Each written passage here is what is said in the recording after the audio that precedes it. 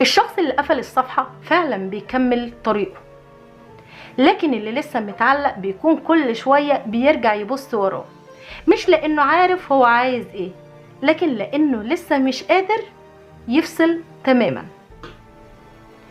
رقم 2، بيتابع أخبارك بصمت. يعني ممكن ما يكلمكش، لكن يعرف عنك حاجات كتير جدا. بيشوف صورك، متابع أخبارك، عارف كل تفاصيل يومك سواء خرجت سافرت.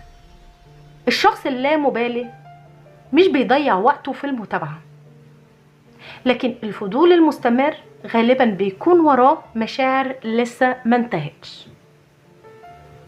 رقم 3، بيتضايق جدا لما يحس انك بدأت تتجاوز.